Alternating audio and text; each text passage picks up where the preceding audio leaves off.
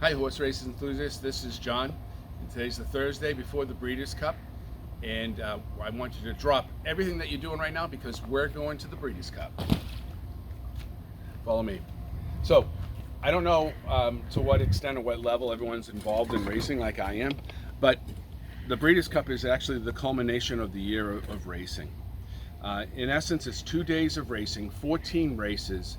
First day is Friday, tomorrow, which is all the juveniles. As we've talked before, the juveniles are 2-year-olds. They're those that champions at this point. Some of them are champions, some of the Grade 1 winners. But again, they're always growing. So those who win right now in the 2-year-old season aren't necessarily those that are going to be, on the Derby Trail or that kind of thing. Okay. The culmination of the Breeders' Cup is really in the next day, which is the older horses. 3-year-olds that are stepping up and running against the older horses, 4-year-old champions prior years. But in essence, the horses that have got to this day have won grade stakes races or are champions in their own right. The best jockeys in the world, the best horses in the world, and the best trainers in the world are accumulating in Lexington, Kentucky for the next 3 days, today included. Everyone will be flying in today, be racing tomorrow, Friday, and Saturday, and then they go back out and we'll have our champion. The whole 2 days culminates in the last race of the day, which is the Classic. It's the Breeders' Cup Classic. It's a classic distance of 1.25 miles, and you know all the names. You've known them over the last couple of years. There's one exception you may not know, you should know. Some people say the best horse in the last 40 years, Flightline, is running, right? Was too immature to run in his 3-year-old season at the Kentucky Derby, but has done nothing but win and has won convincingly, and by all accounts is looking to romp in the Classic. Now, we have a couple of challenges to that race. We have Epicenter, right? Had a great 3-year-old season except for a few minor sort of blips. Came in second in the Derby, came in second in the Preakness.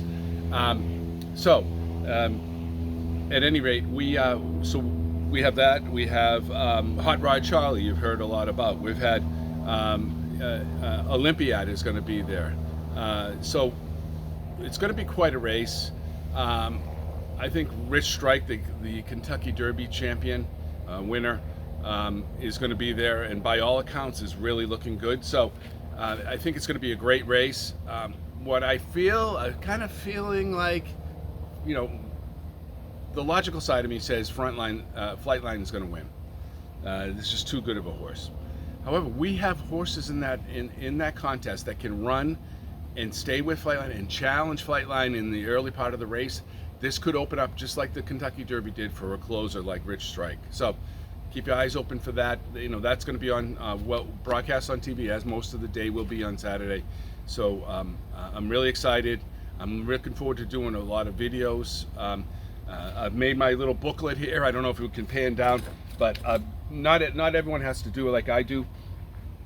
But I've broken down each race from the juvenile, the first day, the juvenile races on the first day, all the Breeders' Cup races going on. We have day 2. I've broken down by, the type of race. So the turf sprint, the dirt mile, filly mare turf race, the sprint, all culminating in this Classic race as we were just talking about. So I didn't even mention Tabor when we were in that. So number 1, Tabor.